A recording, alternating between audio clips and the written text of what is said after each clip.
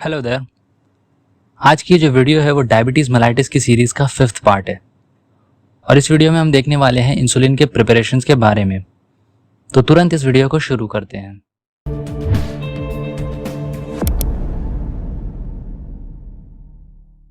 Now video start करने से पहले मैं आपको वीडियो का इंडेक्स बता देता हूँ ताकि आपको ये पता चल जाए कि आपको वीडियो में क्या मिलने वाला है। सबसे पहले हम थोड़ी हिस्ट्री देखेंगे इंसुलिन के प्रिपरेशन की, मतलब क्या पहले इस्तेमाल किया जाता था और कैसे डेवलपमेंट हुआ। उसके बाद हम इंसुलिन के प्रिपरेशन की क्लासिफिकेशन देखेंगे, फिर उसके बाद हर प्रिपरेशन के बारे में जानेंगे और फिर उसके बाद देखेंगे कि ऐसे कौन से फैक्टर्स हैं जिसकी वजह से इंसुलिन के प्रिपरेशन का एब्जॉर्प्शन को इफेक्ट हो सकता है। और फिर उसके बाद जो है वो हमारा सिग्नेचर है वो उन्हीं लोगों को मिलेगा जो वहाँ तक रुकेंगे। तो चलिए देखते हैं इंसुलिन के प्रिपरेशंस के बारे में। तो देखो, पहले के ज़माने में क्या होता था, जब टेक्नोलॉजीज इतनी ज़्यादा एडवांस नहीं थी तो उस टाइम पर जिस किसी को भी डायबिटीज़ होता था उनके लिए इंसुलिन के तौर पर बीफ और पोर्क के इंसुलिन का इस्तेमाल किया जाता था। अब ये आइडिया जो था वो काफ़ी ज़्यादा इफेक्टिव तो था, लेकिन साथ में लोगों के अंदर एलर्जिक रिएक्शंस भी शो होने लगे। अब एलर्जिक रिएक्शंस क्यों शो होने लगे? तो जो बीफ और पोर्क के अंदर से इंसुलिन लिया जाता है वो कंटैमिनेटेड होता है, मतलब उसके अंदर प्रो इंसुलिन और प्रोटीन और पेप्टाइड्स भी साथ में आते थे। तो अब वो जो प्रोटीन्स और पेप्टाइड्स है वो हमारे लिए एंटीजेनिक होते हैं, तो इसीलिए हमारे अंदर एलर्जिक रिएक्शन दिख सकते हैं। तो इसका मतलब अब उन प्रिपरेशंस का इस्तेमाल नहीं किया जाता? नहीं, किया जाता है, अभी भी किया जाता है, लेकिन अब टेक्नोलॉजी एडवांस हो गई है, बहुत सारी प्यूरिफिकेशन टेक्निक आ चुकी है, क्रोमेटोग्राफी वगैरह आ चुकी है। तो अब हम प्यूरिफाई करके उन इंसुलिन के प्रिपरेशन को इस्तेमाल करते हैं। उसके अलावा ह्यूमन इंसुलिन का भी इस्तेमाल किया जाता है। तो मतलब ह्यूमंस के अंदर से इंसुलिन निकाल के इस्तेमाल किया जाता है? नहीं। आपने रिकॉम्बिनेंट डीएनए टेक्नोलॉजी के बारे में पढ़ा होगा, सुना होगा, राइट? उसका बहुत ही फेमस एग्जाम्पल है ह्यूमन इंसुलिन का प्रिपरेशन। तो उस टेक्नोलॉजी का इस्तेमाल करके ह्यूमन इंसुलिन के प्रिपरेशन को बनाया जाता है, ओके। और उसके अलावा उसी टेक्नोलॉजी को इस्तेमाल करके ह्यूमन इंसुलिन के स्ट्रक्चर के अंदर बहुत सारे फेरबदल करके, बहुत सारे चेंजेस करके नए नए एनालॉग्स बनाए जाते हैं जिनकी प्रॉपर्टी थोड़ी बहुत इधर उधर अलग अलग होती है, ओके। तो ये तो बात हो गई हिस्ट्री के बारे में। नाउ अब बात करते हैं क्लासिफिकेशन के बारे में। इंसुलिन के प्रिपरेशंस की जो क्लासिफिकेशन है वो ऑनसेट ऑफ एक्शन और ड्यूरेशन ऑफ एक्शन के बेसिस पे क्लासिफाइड है।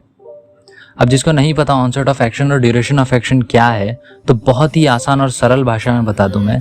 ऑनसेट ऑफ एक्शन मतलब होता है कि कितनी देर में असर शुरू होगा किसी भी चीज़ का, ओके, तो उसे कहते हैं ऑनसेट ऑफ एक्शन। और ड्यूरेशन ऑफ एक्शन मतलब कितनी देर तक रहेगा असर, ओके। तो चलिए देखते हैं क्लासिफिकेशंस।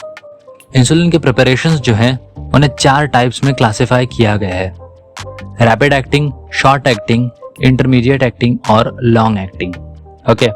रैपिड एक्टिंग की बात करें तो इसके अंदर insulin lispro, insulin aspart and insulin glulisine है। इस क्लास के जो प्रिपरेशंस हैं उनके ऑनसेट ऑफ एक्शन की अगर बात करें तो 10 से 15 मिनट के अंदर उनका असर शुरू हो जाता है और 3 से 5 घंटे तक उसका असर रहता है, duration of action, okay. Short acting की अगर बात करें तो उसके अंदर हमारा रेगुलर इंसुलिन आता है, उसका ऑनसेट ऑफ एक्शन है आधे घंटे से और 1 घंटे के बीच में। और ड्यूरेशन ऑफ एक्शन की बात करें तो 6 से 8 घंटे तक असर रहता है। इंटरमीडिएट एक्टिंग की बात करें तो उसके अंदर है लैंटे इंसुलिन और आइसोफेन इंसुलिन। इसके ऑनसेट ऑफ एक्शन की बात करें तो 1 से 2 घंटा लगता है असर शुरू होने में और 20 से 24 घंटे तक असर रहता है। Finally long acting insulin preparations हैं इंसुलिन ग्लार्जिन एंड इंसुलिन डेटेमिर। इनका जो ऑनसेट ऑफ एक्शन है वो 2 से 4 घंटा लगता है शुरू होने के लिए और 20 से 24 घंटे तक का असर रहता है, ओके। तो ये बात हो गई क्लासिफिकेशन की। अब एक एक करके हर प्रिपरेशन को देखते हैं। शुरुआत करते हैं रेगुलर इंसुलिन से। ये जो इंसुलिन है वो बीफ और पोर्क के अंदर से जो निकाला हुआ इंसुलिन होता है उसी को प्यूरिफाई करके इस्तेमाल किया जाता है। ये वही इंसुलिन है। इस इंसुलिन को न्यूट्रल इंसुलिन भी कहा जाता है क्योंकि इसका पीएच न्यूट्रल होता है, ओके। इस प्रिपरेशन के अंदर थोड़ा सा जिंक भी ऐड किया जाता है। अब जिंक से क्या होता है कि हमारा जो इंसुलिन है वो जिंक आयंस के आसपास हेक्सामर के स्ट्रक्चर बनाता है और इस हेक्सामर स्ट्रक्चर की वजह से जब हम इंसुलिन को अपनी बॉडी में इंजेक्ट करते हैं, एडमिनिस्टर करते हैं, तो हमारा इंसुलिन इस हेक्सामर स्ट्रक्चर के अंदर से निकल के धीरे धीरे एब्जॉर्ब होता है ब्लड के अंदर। तो इस वजह से असर थोड़ा लंबा मिलता है। ओके, धीरे धीरे इंसुलिन रिलीज होता है और इस हेक्सामर के स्ट्रक्चर की वजह से 6 से 8 घंटे तक इसका असर मिलता है। लेकिन ये जो ड्यूरेशन ऑफ एक्शन है वो और भी लंबा हो सकता है अगर डोज बढ़ाएं, मतलब जितना ज़्यादा डोज देंगे उतना लंबा ड्यूरेशन ऑफ एक्शन मिल सकता है ना। इस रेगुलर इंसुलिन का असर जो है वो 6 से 8 घंटे तक रहता है, बट फिर भी ये कम है क्योंकि दिन में 3 से 4 बार सबक्यूटेनियसली इंजेक्शन लेना सही नहीं है ना, है कि नहीं। और हाँ, एक पॉइंट मैं यहाँ पर मेंशन करना चाहता हूँ कि सबक्यूटेनियसली क्या है, अगर ये आपको नहीं पता है तो ये एक रूट ऑफ एडमिनिस्ट्रेशन है। और इसके बारे में अगर आप जानना चाहते हैं तो आप हमारे बेसिक्स ऑफ फार्माकोलॉजी की सीरीज को इंस्टाग्राम पर फॉलो कर सकते हैं। वापस से रेगुलर इंसुलिन पर आते हैं तो 3 से 4 बार इंजेक्शन लेना सही नहीं है, राइट। तो क्या किया जाता है, या तो फिर रेगुलर इंसुलिन के अंदर प्रोटामाइन डालकर इस स्ट्रक्चर को कॉम्प्लेक्स कर दिया जाए, या तो फिर जिंक और ज़्यादा ऐड कर दिया जाए ताकि जो हमारा इंसुलिन है वो प्रेसिपिटेट हो जाए और एब्जॉर्प्शन और धीरे धीरे मिले। तो ये दोनों मेथड से 2 डिफरेंट इंसुलिन प्रिपरेशंस बनाए जाते हैं और दोनों की प्रिपरेशन जो है वो इंटरमीडिएट एक्टिंग में आती है। फर्स्ट लेंटे इंसुलिन की अगर बात करें तो रेगुलर इंसुलिन में जिंक डालकर 2 डिफरेंट सस्पेंशन बनाए गए। पहला जो सस्पेंशन था उसके अंदर बड़े पार्टिकल्स थे, वो सस्पेंशन लॉन्ग एक्टिंग था और क्रिस्टलाइन था वो, तो उसे कहते हैं अल्ट्रा लेंटे इंसुलिन। और दूसरा सस्पेंशन जो था उसके अंदर स्मॉलर पार्टिकल्स थे, छोटे पार्टिकल्स थे, वो शॉर्ट एक्टिंग था, वो एमॉर्फस था, तो उसे कहते हैं सेमी लेंटे। और इन दोनों सस्पेंशन को मिलाकर 7:3 के रेशियो में लेंटे इंसुलिन बनाया गया। ओके, तो लेंटे इंसुलिन जो है वो इंटरमीडिएट एक्टिंग इंसुलिन प्रिपरेशन है और इसका ड्यूरेशन ऑफ एक्शन 20 से 24 घंटे तक का मिलता है। ओके, नाउ नेक्स्ट जो है वो आइसोफेन इंसुलिन है। इसे न्यूट्रल प्रोटामाइन हैगेड्रॉन इंसुलिन भी कहते हैं, NPH। ओके, इसके अंदर जिंक ऐड नहीं किया जाता, इसके अंदर प्रोटामाइन ऐड किया जाता है। फिर जब इसे सबक्यूटेनियसली इंजेक्ट किया जाता है तो धीरे धीरे एक्शन मिलता है और इसे रेगुलर इंसुलिन के साथ कंबाइन करके भी दिया जा सकता है, मतलब 5:5 के रेशियो में, या तो 70% ये 30% रेगुलर इंसुलिन, ऐसे मिलाकर भी दिया जाता है। ओके, तो ये बात हो गई इंटरमीडिएट एक्टिंग की। इसके अंदर थे लेंटे इंसुलिन और आइसोफेन इंसुलिन। नाउ अब बात करते हैं रैपिड एक्टिंग इंसुलिन प्रिपरेशंस के बारे में। और ये जो सारे प्रिपरेशंस हैं वो ह्यूमन इंसुलिन के एनालॉग्स हैं, ठीक है। सबसे पहला है इंसुलिन लिस्प्रो। इंसुलिन के अगर स्ट्रक्चर की बात करें तो उसके अंदर बी चेन में 28th और 29th अमाइनो एसिड्स जो हैं, प्रोलीन और लाइसिन, इन दोनों को घुमा दिया गया, उल्टा कर दिया गया, तो बन गया इंसुलिन लिस्प्रो। ओके, प्रोलीन और लाइसिन को उल्टा कर दिया गया, लिस्प्रो बन गया। ना ये करने से क्या हुआ कि जो हेक्सामर्स बनते हैं इस इंसुलिन के वो बहुत ही वीक बनते हैं, वो जल्दी जल्दी डिसोशिएट हो जाते हैं। तो इसी वजह से जो एब्जॉर्प्शन भी बहुत फास्ट हो जाता है और फिर उसके बाद ऑनसेट ऑफ एक्शन भी बहुत जल्दी मिल जाता है और इसी वजह से ड्यूरेशन ऑफ एक्शन भी जल्दी से खत्म हो जाता है। Okay, now next is insulin aspart. इसमें क्या हुआ कि बी चेन के अंदर से 28 अमाइनो एसिड पे से प्रोलीन को हटाकर एस्पार्टिक एसिड लगा दिया गया। अब ये लगाने से क्या हुआ कि सेल्फ एग्रीगेशन कम हो गया, मतलब अब इंसुलिन इकट्ठा नहीं रहते, ज्यादा बिखर जाते, डिसोशिएट हो जाते। अब इससे एब्जॉर्प्शन जल्दी होगा, है कि नहीं। तो इसी वजह से ऑनसेट ऑफ एक्शन जल्दी से मिल जाएगा, ड्यूरेशन ऑफ एक्शन कम हो जाएगा, है कि नहीं। तो बाकी सब ये सेम, सब कुछ सेम है लिस्प्रो, इंसुलिन लिस्प्रो की तरह, बस सिर्फ इसके अंदर एस्पार्टिक एसिड जो है वो ऐड कर दिया गया B28 के ऊपर। Now next is insulin ग्लूलिजीन।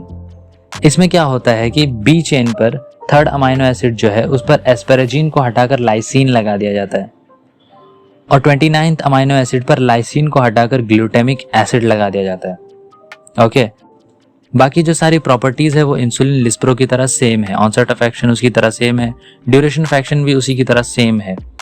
Insulin ग्लूलिजीन जो है वो कंटिन्यूअस सबक्यूटेनियस इंसुलिन इन्फ्यूजन के लिए इस्तेमाल किया जाता है, पंप के जरिए। मतलब ये एक तरीका है इंसुलिन देने का। ना ये तो बात हो गई रैपिड एक्टिंग की, इसके अंदर इंसुलिन लिस्प्रो देखा, एस्पार्ट देखा और ग्लूलिजीन देखा। अब बात करते हैं लॉन्ग एक्टिंग इंसुलिन प्रिपरेशंस के बारे में।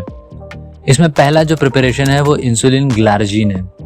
इसमें क्या होता है कि जो बी चेन है उसके एंड में 2 एस्पेरेजिन और ऐड कर दिए जाते हैं और ए चेन में 21st अमाइनो एसिड पर एस्पेरेजिन को हटाकर ग्लाइसिन लगा दिया जाता है। तो इससे क्या होता है कि हमारा जो प्रिपरेशन है वो एसिडिक पीएच पर सॉल्युबल होता है और न्यूट्रल पीएच पर जब इसको लाएंगे तो वो एग्रीगेट हो जाता है, प्रेसिपिटेट हो जाता है। तो इसी वजह से जब इसे इंजेक्ट किया जाता है तो वो प्रेसिपिटेट हो जाता है और फिर बहुत ही धीरे धीरे रिलीज होता है। मतलब एक डेपो बन जाता है इंसुलिन का, फिर वहां से धीरे धीरे इंसुलिन मोनोमर्स रिलीज होते हैं हमारे ब्लड स्ट्रीम के अंदर। तो इसीलिए इसका ऑनसेट ऑफ एक्शन जो है वो काफी देर बाद मिलता है, 2 से 4 घंटे बाद इसका असर शुरू होता है और असर जो है वो लंबा 20 से 24 घंटे तक का चलता है, क्योंकि वो एग्रीगेशन और वो प्रेसिपिटेशन होने की वजह से धीरे धीरे इंसुलिन रिलीज होता रहता है 24 घंटे तक। लेकिन खाने के टाइम पर जो ग्लूकोज एंटर होगा हमारी बॉडी में उसके ग्लाइसेमिया को ये नहीं रोक पाएगा। धीरे धीरे रिलीज तो होता रहता है लेकिन उस ग्लाइसेमिया को ये कंट्रोल नहीं कर सकता क्योंकि बहुत ही कम इंसुलिन रिलीज होता रहता है, राइट। तो इसीलिए दूसरे रैपिड एक्टिंग इंसुलिन हमें देने पड़ेंगे या तो फिर कोई ओरल हाइपोग्लाइसेमिक एजेंट्स भी हमें देते रहना पड़ेगा इसके साथ में। लेकिन एक बात का ध्यान रखना है कि कोई दूसरा इंसुलिन इसके साथ हम मिक्स करके नहीं दे सकते क्योंकि इसका एसिडिक पीएच है, ओके। और हमारे दूसरे जो इंसुलिन है वो एसिडिक पीएच में खराब हो जाते हैं। नाउ नेक्स्ट जो प्रिपरेशन है वो इंसुलिन डेटिमिर है। इसमें क्या होता है कि बी चेन पर जो 29th अमाइनो एसिड है लाइजीन, उसके अंदर माइरिस्टोइल रेडिकल अटैच कर दिया जाता है। अब इस रेडिकल को अटैच करने की वजह से ये जो हमारा इंसुलिन प्रिपरेशन है वो एल्बुमिन के साथ बाइंड कर सकता है, ओके। तो असर काफी लंबा मिलता है, देर तक मिलता है। इस प्रिपरेशन को दिन में 2 बार लिया जाता है ताकि एकदम स्मूथ टाइम एक्शन प्रोफाइल मिले, मतलब समय के हिसाब से जो असर मिले वो एकदम स्मूथ मिले, ओके। तो ये तो बात हो गई इंसुलिन के प्रिपरेशंस के बारे में। अब देखते हैं कि कौन से ऐसे फैक्टर्स हैं जिसकी वजह से इंसुलिन के जो प्रिपरेशंस हैं उनका एब्जॉर्प्शन पर असर पड़ सकता है। तो सबसे पहला तो है कि साइट ऑफ इंजेक्शन पर डिपेंड करता है कि कहाँ पर इंजेक्शन लगाया जा रहा है। ज्यादातर जो है वो सबक्यूटेनियस टिश्यूज पर लगाया जाता है, एब्डोमेन के और बटक के, थाई के और आर्म के, ओके। और इन सब जगहों पे सबसे ज्यादा एब्जॉर्प्शन कहाँ पर है अगर उसकी बात करें तो सबसे ज्यादा एब्जॉर्प्शन, सबसे फास्ट एब्जॉर्प्शन जो है वो एब्डोमेन पे होता है, उससे कम आर्म्स पर, उससे कम बटक पर, उससे सबसे कम थाई पर। तो अगर ये ऑर्डर आपको याद रखना है तो सिंपल सी बात है, अल्फाबेटिकल ऑर्डर में लगा दीजिए, उसी तरीके से आपको समझ में आ जाएगा, okay. Now types of insulin पर डिपेंड करता है कि कौन सा इंसुलिन प्रिपरेशन आप इस्तेमाल कर रहे हैं। सबक्यूटेनियस ब्लड फ्लो कैसा है उस पर डिपेंड करता है कि मतलब अगर ब्लड फ्लो ज्यादा है तो रेट ऑफ एब्जॉर्प्शन भी ज्यादा रहेगा, ज्यादा तेजी से एब्जॉर्प्शन होगा। और ब्लड फ्लो बढ़ाया जा सकता है मसाज के जरिए, एक्सरसाइज के जरिए, राइट। स्मोकिंग पे डिपेंड करता है और मसल्स की एक्टिविटी पे डिपेंड करता है जहां पर भी हम इंजेक्शन लगा रहे हैं। उसके अलावा कितना लगा रहे हैं इंजेक्शन, क्या कॉन्सेंट्रेशन है, उस पर भी डिपेंड करता है, ओके। तो ये कुछ फैक्टर्स हैं जिसके ऊपर इंसुलिन के प्रिपरेशन का एब्जॉर्प्शन डिपेंड करता है। नाउ अब अगर आप यहां तक वीडियो को देख रहे हैं तो आप बहुत स्पेशल है हमारे लिए। तो ये रहा आपके लिए बोनस, हमारा सिग्नेचर। हम देखने वाले हैं कि इंसुलिन के प्रिपरेशंस को याद कैसे रखें, ओके। और आगे चलने से पहले मैं आपको ये बता दूं कि आगे चीजें काफी ज्यादा वियर्ड होने वाली हैं, ओके, बहुत अजीब होने वाली है। तो आप अपने आप को प्रिपेयर करके रखें। और ये रहा डिस्क्लेमर। नाउ शुरुआत करते हैं शॉर्ट एक्टिंग से। तो देखो, अगर रैपिड एक्टिंग है तो मतलब काम फटाफट कर रहा है ना, तो मतलब प्रो होगा काम करने में। तो इसीलिए insulin is pro, lispro, okay या ब्रो। तो फर्स्ट हो गया इंसुलिन लिस प्रो। नाउ ये रैपिड एक्टिंग है और इतना रैपिड एक्टिंग है कि आपकी फट जाएगी, ठीक है। मतलब योर एस विल पार्ट, ठीक है, एस पार्ट। तो दूसरा हो गया एस पार्ट रैपिड एक्टिंग के अंदर। नाउ अब अगर एस पार्ट हुई है तो ग्लू की जरूरत पड़ेगी चिपकाने के लिए राइट। तो ग्लूलीजीन, तो लिस्प्रो एस्पार्ट एंड ग्लूलिजीन। तो रैपिड एक्टिंग के अंदर ये 3 प्रिपरेशंस आते हैं। अब अगर और एक स्टेप फर्दर आपको जाना है याद रखने के लिए, तो अगर किसी की एस्पार्ट हुई है तो वो इंसान धीरे धीरे चलेगा, लैग करके चलेगा, है ना। तो L A G lag, lispro, aspart and glulisine. Okay, now next is intermediate. Short acting के अंदर तो रेगुलर आएगा ही। Next is intermediate. इंटरमीडिएट का मतलब होता है मिडिल में, सुकून में, राइट। मिडिल में जो लोग होते हैं वो सुकून में होते हैं, मस्त लेट कर फैन को निहारते रहते हैं। तो insulin lente and isophane. Okay, now next is long acting. Long acting में फर्स्ट है ग्लार्जिन। अब ग्लार्जिन का क्या ही करें, उसके अंदर तो पहले से ही लार्ज आ ही रहा है। ओके, तो लार्ज, लॉन्ग एक्टिंग, तो ग्लार्जिन ये हो गया। नाउ ग्लार्जिन क्या है? ग्लार्जिन इंसुलिन प्रिपरेशन है जो कि लॉन्ग एक्टिंग है ना। तो ये देते किसको है? डायबिटीज के पेशेंट्स को देते हैं, है कि नहीं देते? फिर आई मीन डेटेमिर डेटेमिर भी एक प्रिपरेशन है लॉन्ग एक्टिंग का। ओके, तो इस तरीके से आप याद रख सकते हैं और आप जैसा चाहें वैसा बना के याद रख सकते हैं। ये तो बात हो गई कैसे याद रखें। नाउ एक और बोनस है आप लोगों के लिए जो यहाँ तक देख रहे हैं। इससे आपका जो कॉन्सेप्ट है वो और ज्यादा स्ट्रांग हो जाएगा और आपको भी पता चल जाएगा कि स्ट्रांग है। तो मैं 3 क्वेश्चंस दूंगा, इजी, मीडियम और डिफिकल्ट। ओके, तो आपको सॉल्व करना है और नीचे कमेंट में इसका आंसर लिखना है और आपको इसके आंसर जो है वो कम्युनिटी पोस्ट पे मिल जाएंगे अभी। नाउ सबसे पहला क्वेश्चन है, isophane insulin preparation is from which class? Rapid acting, short acting, intermediate acting और लॉन्ग एक्टिंग। आइसोफेन इंसुलिन जो है वो किस क्लास का प्रिपरेशन है? ओके, दूसरा क्वेश्चन है, what is the ratio of semi lente is to ultra lente insulin in lente insulin? 7:3, 3:7, 7:7 and 3:3। मतलब लेंटे इंसुलिन के अंदर semi lente is to ultra lente का जो रेशियो है वो क्या है? Okay, now last question is, in the structure of insulin glulisine which amino acid is present at position B29? Lysine, glutamic acid, glycine और glargine. मतलब insulin ग्लूलिजीन के structure के अंदर B29 के पोजीशन पर कौन सा अमाइनो एसिड प्रेजेंट है? ओके, इसके आंसर आप नीचे कमेंट सेक्शन में दे दीजिए और इसके सही आंसर आपको कम्युनिटी पोस्ट पर मिल जाएंगे। Okay, so this was all for this video. I hope you enjoyed it. I hope you liked it. आपको पसंद आया हो। Thank you so much for watching this video. We'll meet you in the next one. Until then, allow me to sign off.